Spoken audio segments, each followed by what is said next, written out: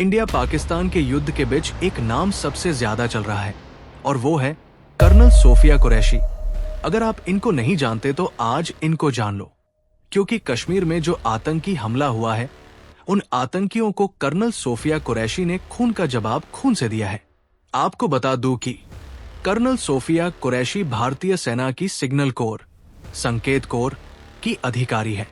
वे force 18 बहुराष्ट्रीय अभ्यास में भारतीय दल का नेतृत्व करने वाली पहली महिला अफसर है। मई 2025 में ऑपरेशन सिंदूर पहलगाम आतंकी हमले के जवाब में भारत पाक सीमा पर की गई कार्रवाई के संबंध में एक संयुक्त प्रेस ब्रीफिंग में कर्नल सोफिया कुरैशी को मुख्य वक्ता के रूप में देखा गया। अगर इनकी बचपन की बात की जाए तो सोफिया कुरैशी का जन्म 1981 में गुजरात के वडोदरा में हुआ था।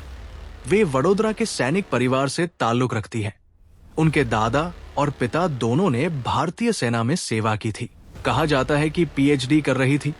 तब महिला अधिकारियों की भर्ती शुरू होने पर उन्होंने भारतीय सेना में शामिल होने का निर्णय लिया।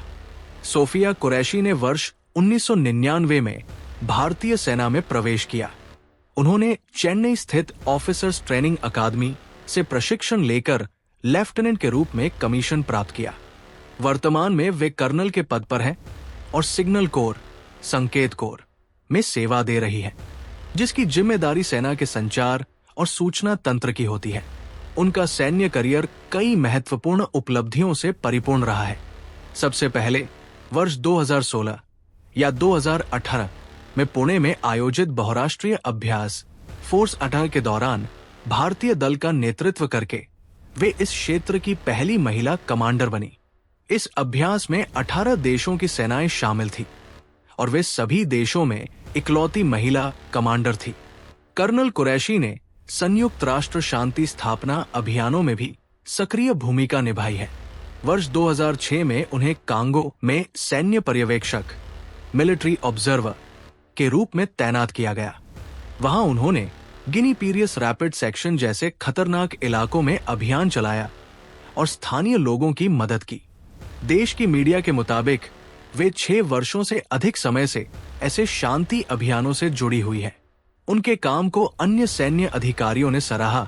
दक्षिणी कमान के कमांडर सेनानी जनरल ने 2016 में उनकी नेतृत्व क्षमता की प्रशंसा की। कर्नल सोफिया कुरैशी पहली महिला अफसर हैं जिन्होंने 18 देशों की सेना वाले अभ्यास में भारतीय दल का नेतृत्व किया। 2006 में डीआर कांगो में संयुक्त राष्ट्र शांति मिशन में सैन्य पर्यवेक्षक के रूप में तैनात रही।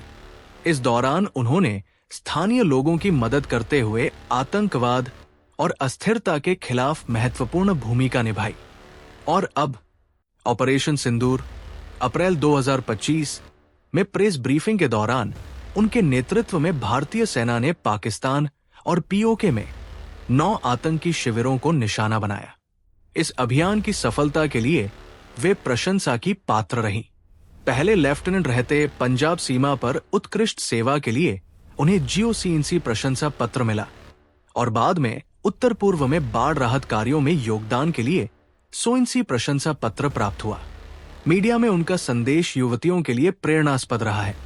उन्होंने भी कहा है कि जो संभव हो भारतीय सेना में शामिल होकर देश की सेवा करें। 7 मई 2025 को विदेशी सचिव विक्रम मिस्त्री के साथ कर्नल सोफिया कुरैशी ने एक संयुक्त प्रेस ब्रीफिंग में ऑपरेशन सिंदूर की विस्तार से जानकारी दी। इस प्रेस ब्रीफिंग में भारतीय वायुसेना की विंग कमांडर व्योमिका सिंह भी शामिल थी।